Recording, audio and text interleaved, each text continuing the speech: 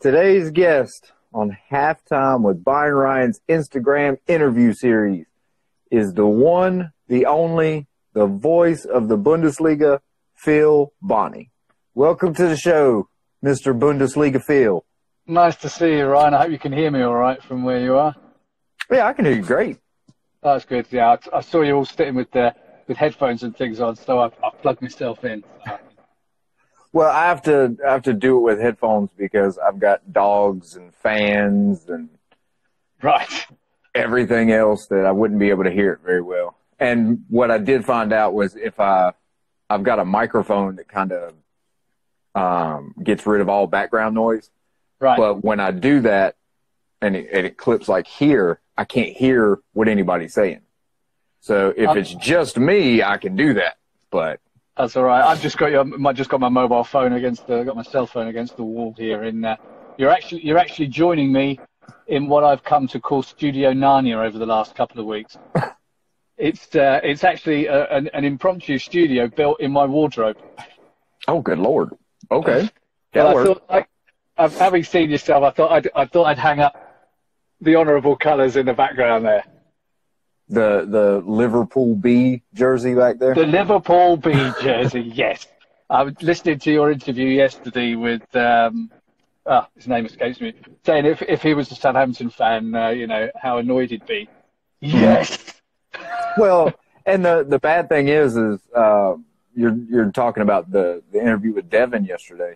Yeah. I mean, you're looking at, you've got Bayern, and then Dortmund is our Bayern B. Well, then you've got,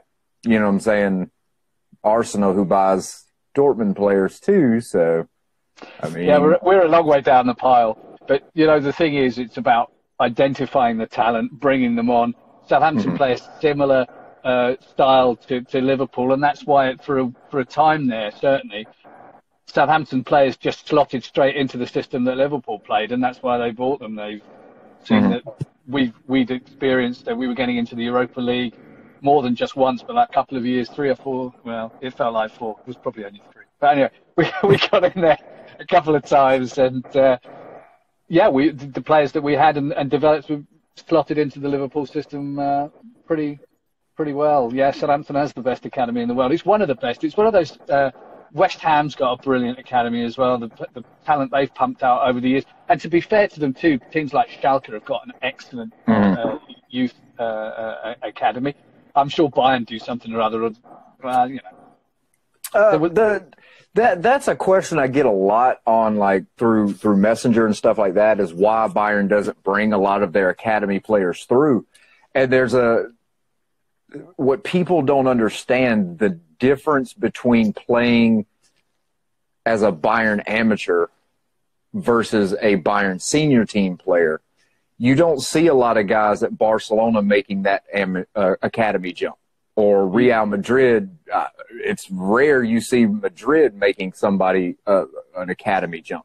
Once you hit that super club level, the distance is so great that, you can put in some of the guys, but you're going to see a fall off in that position, because you can't go from, say, a Nicolas Sula and then throw in a Lars Lucas Mai or a Chris Richards and think they're still going to be on that same level.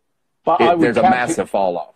I would counter you on that, actually, because there was a time, of course, when Bayern were producing their own players, like Muller, like Lamb, like Schweinsteiger, and it comes in phases, and we all know it comes and goes. But if you look around the Bundesliga, and you look at the players who are playing now for Werder Bremen, who are playing in all the other clubs, there's a lot of Bayern ex-Bayern Youth Academy players there doing really well. What's his face at Bremen? I was very impressed with him the other day. He's only just left. Can't remember his name because I've been out of work for about 3 weeks now. My brain's gone to mush. Yeah, that's kind of what mine's gone. That's why I had to. I started watching Sunderland Till I Die, and red and white stripes. I kind of feel bad for Sunderland once I started watching that. One, I kind of was pissed off that they didn't do anything for Bradley Lowry and didn't mention him hardly at all.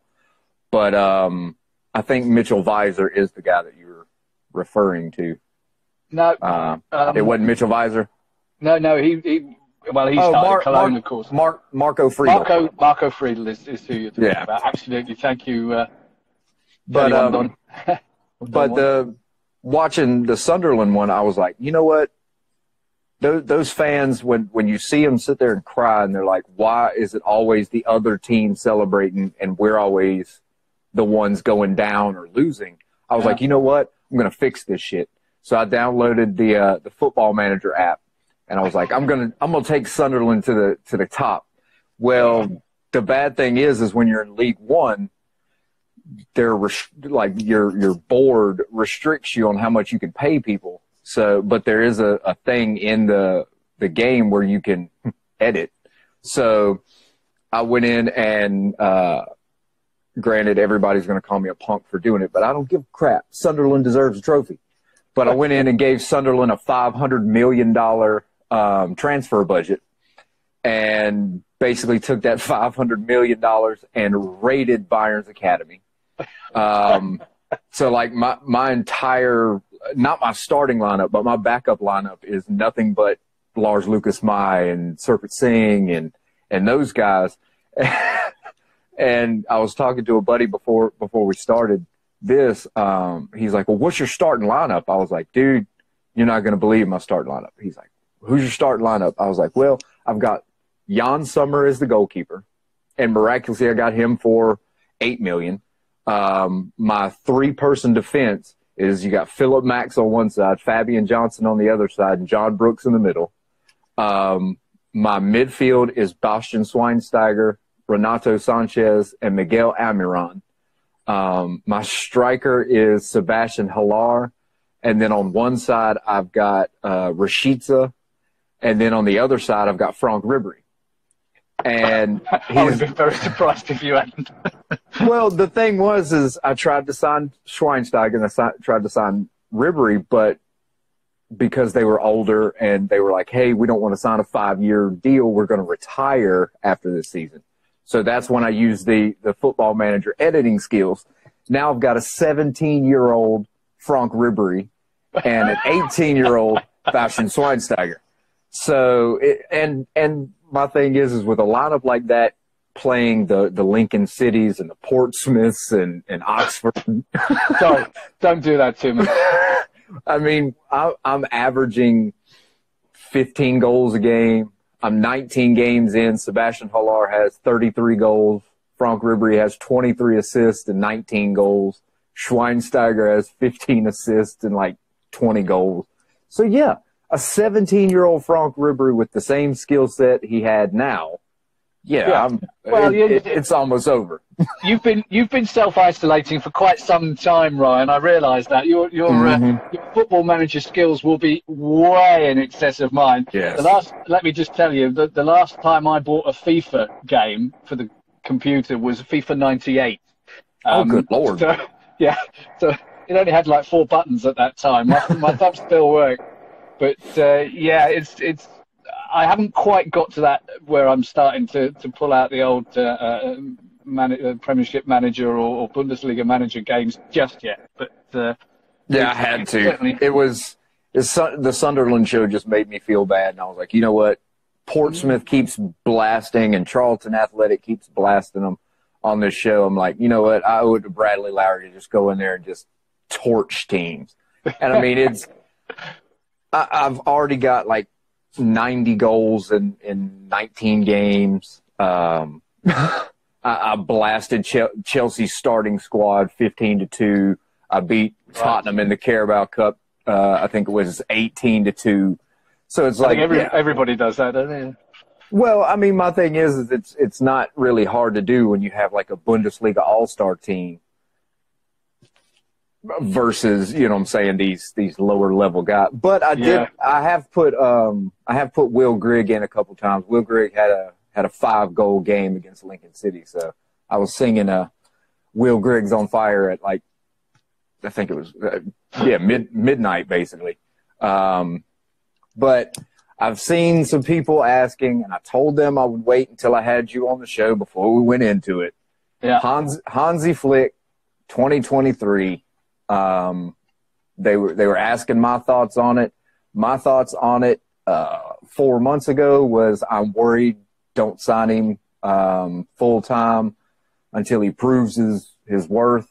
I don't want an Ole Solskjaer or Solskjaer like United ended up finding out the hard way. Was they signed the pretty holder manager, and now it's coming around to bite him in the ass. Yeah, but sometimes you should never put your heroes in control of your. Yes. I mean, Matt Letizia at Southampton, when there was talk that he was going to take over, I was so worried. I mean, it's a few years ago now, but yeah. But what's not to like? 21 games, 18 wins, 2 losses, a draw. Well, the thing that I see more and more with Hansi Flick is I see a Jep Heynckes 2013 way of playing. Not as much as like the Pep hold the ball, hold the ball, hold the ball, hold the ball. It's more of that attack.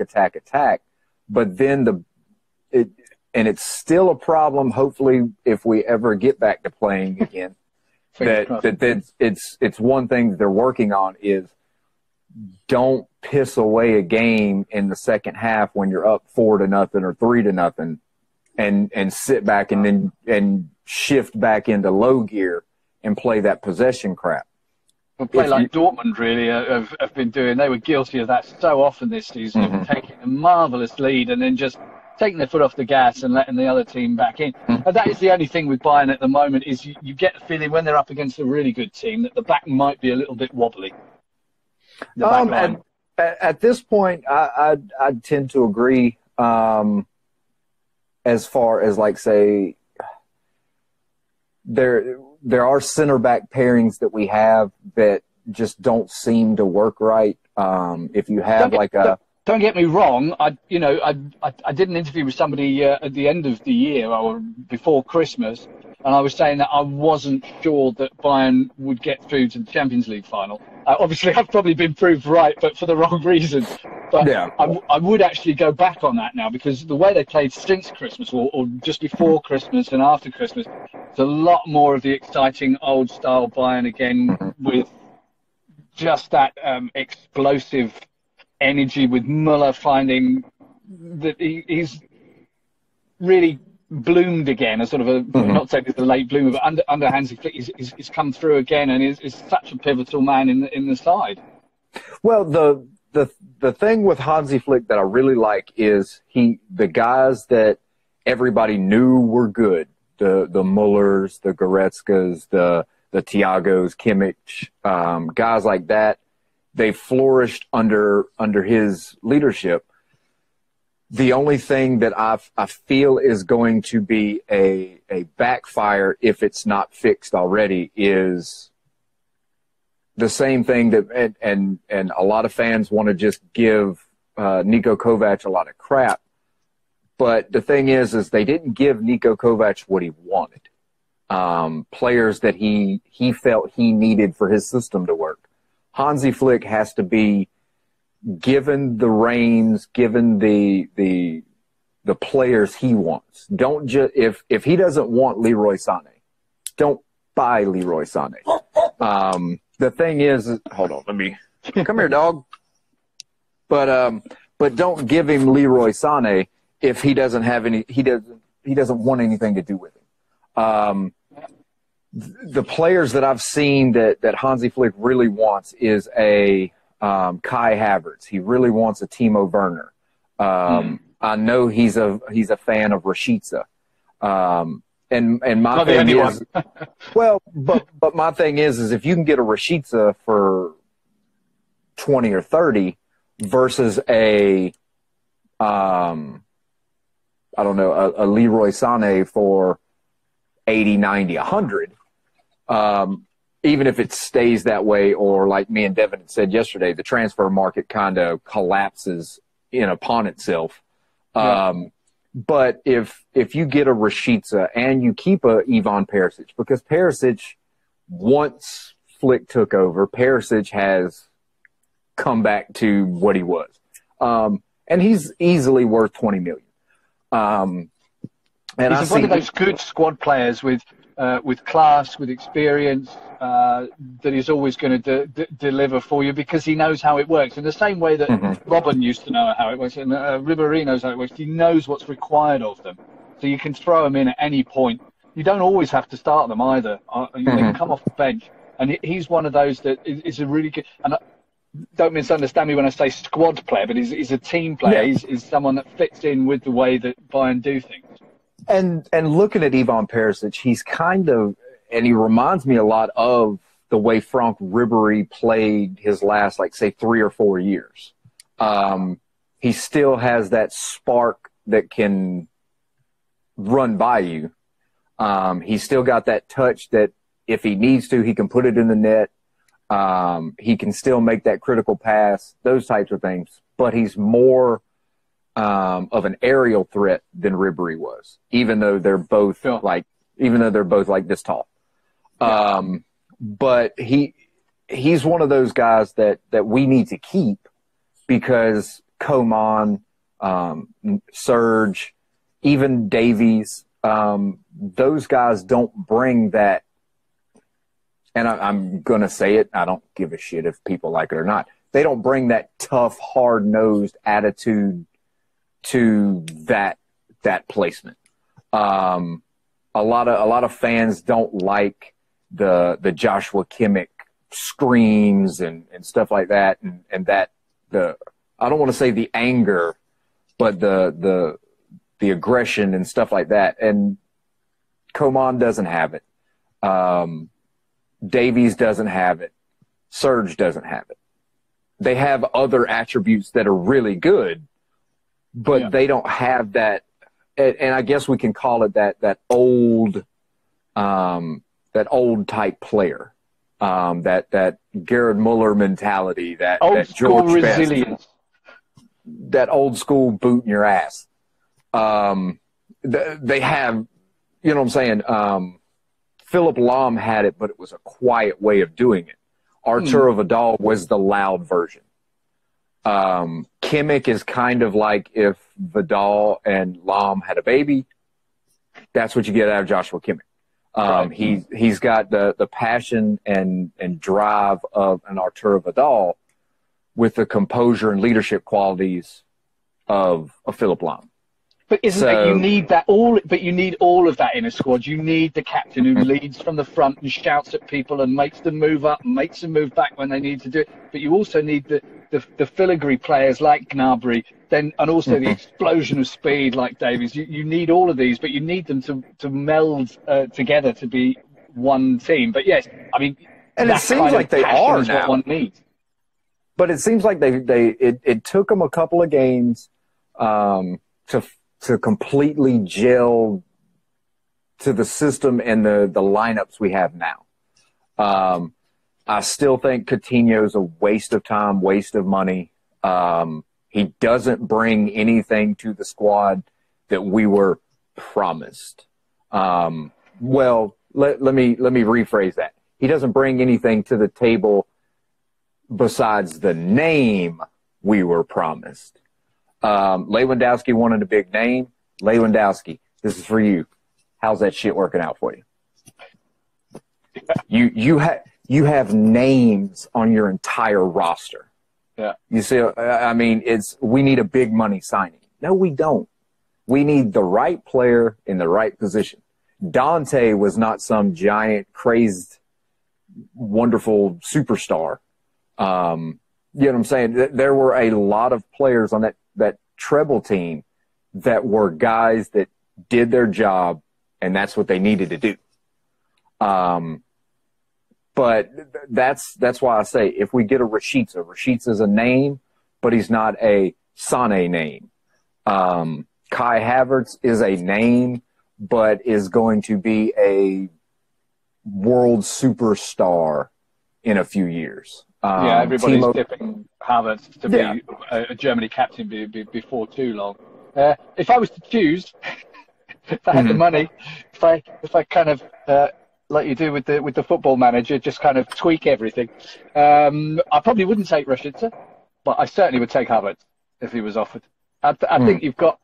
you've got the sort of explosive players at Bayern that, I think to go back to Hansi Flick, he's done a lot of clever things. The way he's let Davies come in and just establish himself. That left side is, after Robben and Ribéry went, everyone's thinking, oh God, what's going to happen down the flanks? But Alaba was always great on the left, and but although he's teamed really well with Boateng, I missed him out on the left. But they do sort of swap there, and that's a bonus for Bayern. You've got Davies and Gnabry as well, really exciting player, knows his stuff, and he's just getting better and better. The more mature he gets, the more he will carry that San Mir sort of Bayern thing along with him. And I really think that my only downside to it, Davies, is I'm still not sold on his defending ability. That's a different thing going forward. His 1v1, you see him 1v1 against a Jadon Sancho earlier in the year, and he owned Jadon Sancho. But then you see him a couple of games later against Dodai Luka Bacchio, and Luka Bacchio ate him up all day. He gets a lot of interceptions and stuff like that, but a lot of his interceptions are just shitty passes, heavy touches. And if you're running beside somebody, obviously Davies is going to outrun 99% of the players. So if you have a heavy touch, yes, he's going to take the ball from you. Recoveries, stuff like that, he's got to fix those.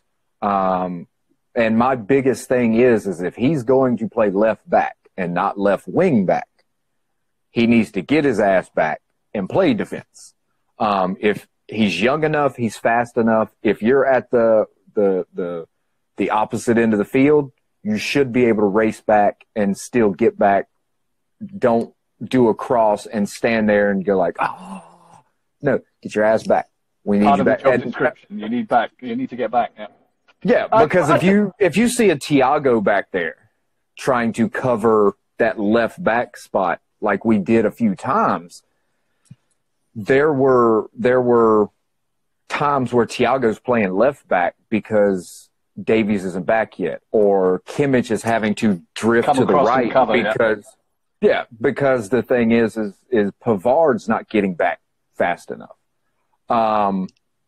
So I mean, if I had a thing that I would want Davies to be better at, it's Davies, you're great going forward. You need to work on what's backwards, because what made David Alaba great was he could go forward and get back and cover and defend. And hands down, David Alaba is still the best defending left back we have on the team. But so. at this point, he's showing he's really good at center back because of all the attributes he was good at on the left back side. It's one of those things that it's what makes Kimmich good as well, is that they can play in more than just one position. He's not just that Lewandowski. He's rubbish in goal, you know. Yeah, and see, and that's my biggest thing when people are like, "Oh, we need a Leroy Sané." No, we don't. He can only play on the left or only play on the right. I want a Kai Havertz who can play the 9, the 10, the 8, the 6, left, the right. He may not be the greatest number 8, but in a pinch, he can play there. He may not be the greatest number 9, but he can play there. And even with a Timo Werner now, Timo Werner can play the 9, the 10, left or right wing. And that's why I still think Bayern screwed up by getting rid of Sebastian Rudy, because Sebastian Rudy can play the 8, the 6, right back. He's not great at left back, but he can play it. I like the versatile player that even if he's on your bench, no matter who you lose in attack, you can bring that guy on. He can play anywhere up there. So you've got Goretzka as well. And what I wanted to say earlier on about Hansi Flick as well, he's not afraid to put in people like Xerxes that needs to be for want of a better word, blooded at the top level. They need to get the taste of what it's like in there. I'm not sure whether or not he might end up going the same way as someone like Sandro Wagner did in the end, sort of backwards and flipping forward, because it's difficult to get past a certain Polish marksman up front who's pretty good at scoring goals. So, I mean, if you only want to be there as a sub to come on in when Lewandowski's a little bit either got a knock or the last 5 minutes, I think it's a difficult position to want to play. Well, and that's why when Lewandowski did get hurt, it was the thing of play Serge Gnabry as your striker. He's the German striker. He can play striker. You can move Muller to the right. Fans say he's horrible on the right, but his 16 assists this year say you're full of shit. But he has the best cross ball in pretty much in the Bundesliga outside of maybe Philip Max. And that's a pure cross. But the thing is when Lewandowski was out, now whenever we start back, Lewandowski will obviously be healthy again. But it was start Serge, let Serge run at center backs, run at defenders, run at goalkeepers all day and run their legs out. And then in the last 20 minutes of the game, bring in Xerxes, who's a bigger body, who's an aerial threat, who now center backs their legs are wobbly, defensive mids, legs are tired. You may see a defensive mid get subbed off, but you rarely see a center back, left back, or right back get subbed off very much. So with Serge, Muller, Coman, Perisic, those guys running those legs to death, you bring a big-bodied kid, and then he just bangs in there with them. Well, he's taken his chances when they've come along as well. So, that's well, I won't talk about luck because it's not about luck. It's about being in the right place at the right time and knowing where you get. And, when the balls come to him, he's certainly found the target when he's been able to. Well, the funny thing is a couple of his goals would have went to a Thomas Muller, would have went to a Serge Gnabry, because literally that's where the pass was going, was to those guys. But Xerxes just popped out of nowhere and kicked it in. So it's one of those things. He kind of does find a space that's Thomas Muller-esque. It's not really he finds the empty space. It's just he's in the space where the ball's going. Well, we don't know how he gets there. You're not going to like this, Ryan, but Haaland has got that as well. He just knows the right place to be when that ball's coming. Erling Haaland can eat my ass. I told you weren't going to like it, but he has got that knack of being in the right place, running to the right place, attacking the space that the others put the ball in for him. Last year, Paco Alcácer had the same thing. Paco was doing the same thing Erling Haaland is doing now. It was just a little Spanish backup striker versus the big, great, wonderful Norwegian superstar that everybody wants to kiss his ass up. The thing is last year, this time, the Bundesliga, commentators, the website, social media, everybody, Dortmund fans in particular, were kissing Paco Alcácer's ass. Paco was the greatest thing since sliced bread. We finally found a striker we can rely on, blah, blah, blah. How quickly they forget how great they built that guy up to now he ain't even on the team anymore. So with Dortmund fans, you're going to build whoever is great at that moment. And then whenever that guy fucks up, you're going to abandon him. Because it's the same. They did it with Nico Schultz. They did it with Thomas Delaney. They've done it with Dan Axel Zagadou. Zagadou's the greatest center back till he screws up. Like with Davis, you've got to give them a little bit of credit here. There's a lot of young players out there. They're like 19 and 20. So, I mean, you've got the young American as well. I've forgotten his name.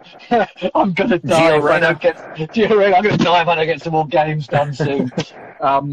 All the names are just leaving my head one by one. There's a queue of them to go. You've got Rayner, who's not even 18. You've got Sancho, who's just 20. You've got Davies, who's 9.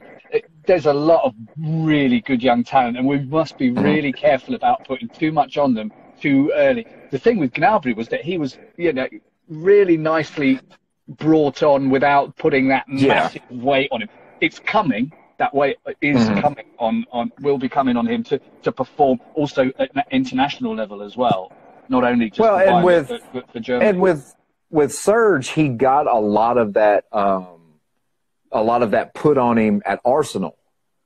And the thing is he did so much at Arsenal or with the German under-19s, the German U23 squads. When he was playing at Arsenal, he kept getting hurt. So they would send him to West Brom, and it's like, oh, well, he's not that good. But the way that Serge did it and the way that Bayern kind of arranged it was go to Werder Bremen, get some time in this league. You're not going to be relied on to be the guy. You're not playing on one of the premier teams, so you're going to kind of sneak along a little ways. Now, granted, with 11 or 12 goals at Werder Bremen, he didn't sneak, but he had a few injuries at Werder Bremen as far as like muscle pulls and stuff like that, and missed a chunk of the season. I think he missed about 10 or 11 games, and then once we signed him and then sent him to work with Nagelsmann at Hoffenheim. Then it was you're jumping up a level of learning, but you're still you're not wearing this and getting that media scrutiny and that all that stuff. So we kind of worked him in. Kingsley Coman got worked in a little differently, but Coman got that designation of Ribéry and Robben's successor, so he got a lot more. He's going to catch a lot more heat, strictly because that's what he was supposed to be. Coman, unfortunately, is one of those players whose robustness isn't as robust as the rest of us would like. Football fans would like. He's just one of those players that gets injured, and there are some that, some players will go over and you'll think, oh my God, that looks as if he's just screwed his knee up, and he'll get up and play the next 45 minutes and do it brilliantly. But if Coman goes over and he's holding his knee, he's got to come off. Mm-hmm. And that's my reasoning behind getting a Rashica, because with Rashica, he's not injured as often. He's got the same speed. He crosses a little bit better. And in front of goal, he's more dynamic and is more of a goal threat than Coman is. Coman's really good at getting down Coman's really good at getting down the field. Yeah. But his biggest thing that I just want to choke his ass when he does it is he outruns Lewandowski. He outruns the attacking midfield. He outruns everybody. And when he gets to the corner, he stands there and dances. Well, now all your momentum going forward is out. Your cross is just going to be pointless now. So you're sitting over there dancing with the defender. Now the entire defense is back. So you just killed that entire attack. And then he tries to do some Ribéry little float pass. Well, Ribéry could put it where it needed to be, but Coman puts it in the third row. And somebody said Rashica's been out quite a few times injured. He has, but Rashica versus Coman on average has 3 injuries to Rashica's 1. And Coman's and the difference between Rashica's injuries, they're muscle hardening, cramps, those types of things. Coman, it's shattered ankle or broken foot or something to do with his knee hyperextending. So the thing is Rashica's can be fixed through physiotherapy and cryotherapy and stuff like that. Coman's requires surgery, a long time off. It's sort of like Bayern's Marco Reus, really. You're kidding me with that. Man, you're so easy to wind up. It's beautiful. I just drop them in there and let you go. I know. No, Short fuse on these things. Okay, we'll put this into perspective, and this is probably the only nice thing I'll say about Marco Reus. Kingsley Coman, when fully fit, fully healthy, is not to the level of a fully fit, fully done Marco Reus. Marco Reus is a threat every time he touches the ball. Very magnanimous of you. But Coman, when he's doing it, it's not Marco Reus. But just teasing, really. I just knew I'd get a rise out of you for that. I hate you for that. So funny. But, when I saw you at the cup final last year, and the fact that I never got to shake your hand was just the most bizarre thing. I walked all the way around the damn stadium trying to find you to give you some stuff, and you'd gone the other way, and then I had to start. I had to do some work, shout people's names out loud for money. Like, that was the first time I'd ever actually been inside the Berlin Stadium. And I didn't realize that every other stadium on the planet, if you go down to the bottom, you can pretty much talk to anybody right there on the field. You go to the Berlin Stadium, it has a freaking moat around it. Yeah. So it's like, what's the point? There's actually quite a few of them like that, that have got a little bit of an area. Schalke's the same. You can't get from the pitch. Well, do they have like a 30-foot moat around the outside of it? Not 30 foot, no, but in places it's quite high. It's the crocodiles and snakes. Let's see. Somebody said yes, but Coman is 23 and Reus is about 30. Okay. Yeah, I wouldn't take what I said too literally. It was just a little. I was just teasing. But yeah, but the thing is Reus has been an injury-prone glass box since he was probably 23. That's what's hindered Marco Reus. Yes, he is 30, but the thing is Coman's only 23, and he's got all these major injuries, and he's literally already said, if I get another major foot injury or major ankle injury, that may be done. Yeah. So Marco Reus has had major injuries, but it's never went through his head, never literally come out of his mouth of, if I get another one, I'm going to quit. But you get players like that. Mehmet Scholl's another one. To me, I loved to watch him play, but just plagued by injury all the time. It's and you have guys like and you have like really like say all-time greats, with not saying Mehmet Scholl isn't, but like a oh God, what's his name? The guy from Manchester United. Oh hell. Old or new?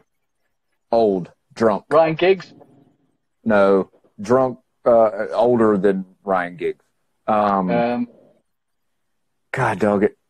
George Best. George Best. Oh, that old. Oh, really old. That's my father's generation. But George Best was if he could stay healthy and sober, if George Best could have stayed healthy and sober, he could have arguably been the best wing player of all time. But it's one of the things of, he got a lot of injuries. And once he got the injuries, that's when the alcohol problem started even more. So the thing is it's. But when you've got no work, you know what you're saying. There's only one thing that. Everybody, make sure that you know that Phil is a freelance, so he's not getting paid right now. So if anybody has an online tournament like the like the Bundesliga has their e-tournament, maybe DFL, Bundesliga, how about getting actual commentators to call your stuff? Well, the James Thurrogood, of course, is doing that along with Alex. They're doing a good job, the two of them, and it's this is. I don't want to be arrogant about it. Alex Stubbs. Alex sucks at it. Well, James is one of our younger commentators, and he's coming through. You know, he's in a way he's not going to love me for saying this, but he's like Joshua Turksey. You know, he's getting more games than Turksey is. But you know, he comes in and he needs to learn his trade. You can only do it by doing it. It's one of those learning by doing things, and you find out what works, what doesn't work. Sometimes you say the most stupid thing the first thing that comes off the top of your head. And then you find it being repeated all around the internet. But see, my biggest thing is you've got like the DFB versus Spain. They have a FIFA like game. You have the I or E Bundesliga games on FIFA. You have the PES league. Yeah. You've still got these e-game commentators. Sure. Why is PES and FIFA not coming for like a you or a Derek Ray or an Ian Joy? Because we're too expensive, I expect. But I mean, the thing is you would probably take a cut just to get a check. I mean, to be honest, now, granted, nobody wants an Alexi Lalas because, shit, nobody'd watch that crap anyway. Or Stuart Holden or, Taylor Twell. Any of the U.S. guys, screw them. Nobody wants a retard. We're all getting pretty cabin fevery at the moment because it's a very serious situation, and the worst thing we can do is dash back in and have the whole thing blow up in our faces again. So, I mean, as far as the future is concerned, and I think, you know, the DFL are doing the right thing. They're giving it a few weeks. They'll talk about it again. Behind the scenes, there are loads and loads and loads of plans being made, being scrapped, being made again, being scrapped, being made again, just to see what is possible to do. And there's a lot of talk, I think, in the media about, you know, the players need to stop their wages and stuff. And, you know, kind of we all have to take it on the chin a little bit, you know, and it's one thing to say, okay, like players are getting, I don't know, 100,000 a week, some of them more, obviously. But when you put it all into a row, I'm sure you do, I'm sure most people do, we live to what we can, you know. Okay, I probably earn more than a lot of other people when I'm working as a freelancer. But, you know, you've got to remember, no holiday pay, no sick pay, got all the summer off if I'm not working on a major tournament, which happens quite a lot, got all the winter break off. So you kind of have to hamster away stuff anyway. But, you know, I live to my abilities. So, you know, I live in a house that normally I can pay the rent on, the same as anybody else does. And if you're made unemployed or you haven't got the money to pay it, it hurts you just as much as someone else. So, you know, my life is on hold at the moment. Obviously, a lot more internet time and doing stuff like this. But I promised to come and talk to you anyway, a long time ago, and it's about time. We got that sorted. But you know, this thing hurts everyone around, not only in terms of the sickness and death. And I'm in my own circle of friends and family. I know people that have died and a couple of people that have died from it. I also know people who have had it. They were on a skiing holiday. One of my daughter's school friends, when they were at school together, they're a bit older now, they're 20, 21. The whole family had it brought it back from Italy from a skiing holiday. They all went through it, as they said, like a flu, really nasty. They're through it now. They're giving blood because the antibodies might help people that are suffering very badly from it. But they cannot smell and cannot taste. So they're fine, and they tested negative for it now, but their sense of taste and sense of smell is gone. And they don't know how long it'll be gone for. And they lost it because of the coronavirus? Yeah. Wow. And you know, I'm not a doctor, but that doesn't sound fun. That sounds fun. Presumably, it will come back once the thing is gone, but who knows? It's dangerous times. And you know, I'm not going to tell anybody to stay home, because if you've got a modicum of common sense, you stay away from people as much as you can, because that's how it transfers. I mean, I find myself in the target group now. If you look at the number of people or the age groups, men in my age group, I smoked for 30 years. I gave up 6 years ago. Hooray for me! But that I could finished be an smoking underlying... like an hour ago. I'm sure you were. Mind you, Ryan, you, to be honest, give it large, because you know, with everything that you're coping with, smoking's the least of your worries. Yeah, that's kind of what I tell people. They're like, "Oh, you shouldn't smoke; it's bad for you." I was like, "What's it going to do? Give me cancer?" Seriously, it's not really going to do anything worse to me than what's already been done. Yeah, it's not a competition to see how many forms of cancer you can get. That's. Yeah, but it'd be cool. You just have to settle for a rare one. The world record for most rare cancers. No, I wouldn't wish that on anyone. Not even my worst enemies. But like going back to the social distancing thing, you've got teams now like Dortmund opened up their physio and therapy area for players to come in, and then I think I saw Schalke. Frankfurt as well, I think, starting up again. People are out on the field. Near each other, yeah. Yeah, they're still 6 to 10 feet away from each other, but they're doing training actually on the pitch together. And you still have Bayern doing the online trainings, and Jerome Boateng getting fined for going to Berlin to check on, I think it was the son. His son wasn't well. That was sick. And on his way back is when he got in the car wreck, and Bayern fined him. Yeah. And Bayern fined him for leaving Munich without approval. Well, Munich, of course, the area of Munich, Bavaria, has got different rules to us here in the northwest. So their rules are slightly harsher than what we've got. I was out today because I normally play football twice a week. Okay, and it's sort of like 6 or 7 aside on a court sort of thing. Move my little fat, hairy English body around. Because I always think as a commentator, you've got to know what they're trying to do. You might not have to be able to do it yourself, but you've got to know how difficult it is. And I've played like that.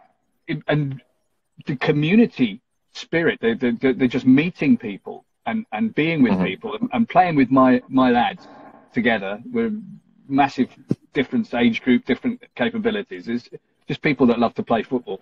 I miss that so much the last 2 or 3 weeks. I tried to go jogging. I've been trying to go jogging 3 times a week. I went jogging with somebody who's at least 15 years younger than me. He only did 1 round of the park before he had to stop. But he's a smoker as well, so there you go.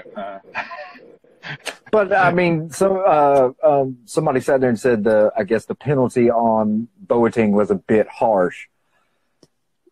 It's discipline. I it's see the it reason that Sancho kicked out of the Dortmund team for not coming back from a trip to England. It's the rules. If it says don't leave, I'm gonna let a bomb go here now. If it says in the rules you are not allowed to bring flares to a football game, if you bring flares to a football game, you will be prosecuted. Those are the rules. If they say you're not allowed to leave Munich, and you leave Munich without consulting them and without their say-so, then you're going to get fired. I mean, it's just common sense, really. I mean, you can be a big star, you can be a World Cup winner, but if your kid's sick and you go to the bosses and say, look, I really need to see my son because he's ill, they'll be like, okay, be careful. Well, at least they're going to give you a reason. I mean, if they then say no, something else. But I get the feeling there was no question asked before he left. I don't take my word for it. Well, the way that it was explained, it didn't. The front office basically said he got a call that said that his son was sick, and he just left. Didn't let anybody know or anything. Hey, I'm a father myself, so I understand that. Yeah, and my thing is I'm not a father, but if somebody called and said my niece was sick and I was the only one that could do something, then I would go. But it's the thing of, if somebody said, do not leave your house, do not leave the city, period, the first call I'm going to say is, hey, I'm going to Berlin to do this, that, or the other. Absolutely. I think the big problem here was that if you want he hit some bad weather. He hit some bad weather, and the car skidded off the motorway. I mean, I'm sure you've seen the pictures the same as I have. But at the other end of the scale, you know, he earns a lot better than we do, and he'll probably go, yeah, okay. I haven't seen a great big protest from the Boateng camp. I think he's paid it, and they have moved on. Yeah, I mean, the biggest thing of him was he was just mad that they fined him, but he would have been mad if they. But I mean, it's not like, hey, dude, they fined you a few million. They fined him, I think it was like 25 or 30 grand. I mean, he probably pulled that out of his back pocket and said, "Here." You know, but I mean, it's just one of those things. And with Jerome Boateng, he's not really on the radar to stay for next year. So, and he'd be one of my favourites for taking off pastures new. I think, and it seems like he's already kind of mentally said okay. So, I mean, I could see how he would kind of pull something like that to just, you know what I'm saying, to just kind of. Get my dog out of the background. Hey, dumb. Damn dumb dog. But where he would just sit there and say, look, I'm probably not in the factors for next year. So, screw it. I'm going to go. You know what I'm saying? Yeah. There's a lot of ways of thinking. I think as a father, your first instinct is to go to your sick kid. And to hell with the consequences. Because there are things way more important than football, as we all know. And I think that's the biggest thing that happened was, it's like, look, I've got a sick kid. If y'all don't like it, too fucking bad. And listening, talking to people that know Jerome Boateng, that's probably the exact wording that came when they sat there and said, hey, we're going to fine you for going to Berlin. He probably sat there and said, do whatever the fuck you want. I had to check on my son. I don't really give a shit. That would, I think you can make for me, that would kind of, and it's probably going to be the same along those lines of the Franck Ribéry Golden Steak incident of media doesn't have a lot of shit to talk about right now. So they're going to make shit up. Yeah. And that's what I've noticed as far as, like, say, Kicker, Sport Build. You still there? Yeah, just a light problem. My computer just went to sleep because it was bored. But it's Phil, like, you're banging on about football again. It's like, if you look at Kicker and Sport Build and Sport One and Sky Sports, they really don't have anything to talk about. So Kicker, what I've noticed over the past, like, 2 to 3 weeks was they'll say something about, like, say, a Leroy Sané, a Kai Havertz, a Dayu Upamecano, and build it up like Bayern's about to make a bid. And then 3 days later, it's, but Leroy Sané doesn't want to be there. They don't see him as this. They don't see Kai Havertz as that. So it's like they all want to build it up, and then they'll all kill it. And then the next one will build it up. They'll and just then go they'll up kill and it. down and up and down. And it's ridiculous. I bang my head against the wall every time I see a new Leroy Sané wants to go. He doesn't want to go. He will go. He doesn't want. They are interested, not interested. Kai Havertz, what about him? Yeah, everybody wants. The most important thing is that we start to play football again sooner or later. What is actually going to be a boon, I think, is because I think the way it kind of ramped up to having everything cancelled will be the way down as well. I think, first of all, they'll start playing behind closed doors, but none of us are going to care. We're going to be very happy to see some live football. But the thing is that's crazy is you already have the Belgian league already gave their championship to Club Brugge They did that yesterday. And I had some people sit there and say, oh, well, they shouldn't have done that. Well, Club Brugge was already up 28, 29 points in the league. They only had one league game left. And then I think Belgium does like a playoff structure to find out who the champion is. Yeah. And the thing is Club Brugge ran through that league. Like, we're beating teams senseless the entire season. So I think the Belgian league pretty much sat there and said, it's kind of a known fact that Bruges is going to win. Like the Premier League. Liverpool should be given, in my opinion, Liverpool. Not yet. Should be given it. It's just because Liverpool is. If they cancel it, they'll always be remembered as the team that didn't want it. In fact, you can ask me which years did Bayern win in the 70s? Which year did Bayern win the title? I don't know. You couldn't. You probably do, of course. Yes, the boy at the back with the baseball cap on. What was the date? Look, I'm never going to know, but I will know forever that if they don't give it to Liverpool, that was the season Liverpool should have won it. It will be more famous than actually winning the darn thing. Well, the thing is as far as like a Liverpool, and this will have to be the last one that we. Well, Lance wants to commentate something. It's Bayern Ryan talking to Phil Bonney. This is probably as good as it gets at the moment. Enjoy this, because there's no football commentating going on anywhere, really, unless you go to somewhere like Belarusia. That's about it. But the thing with Liverpool, just real quick, is they're still 2 games from mathematically winning. The form that they were in going into the shutdown or the isolation, they weren't at their best.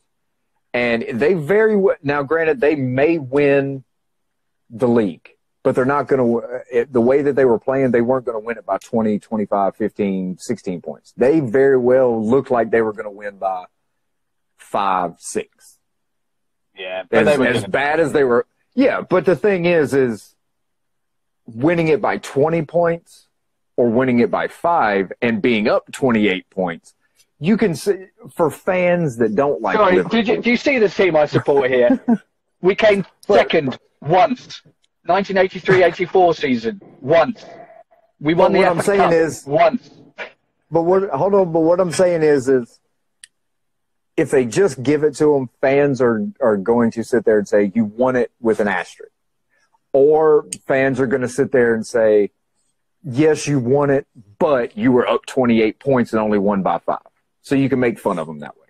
But hold on. All right. Before my time runs out, this is your Bayern or halftime with Bayern Ryan halftime speech. So take as long as you want.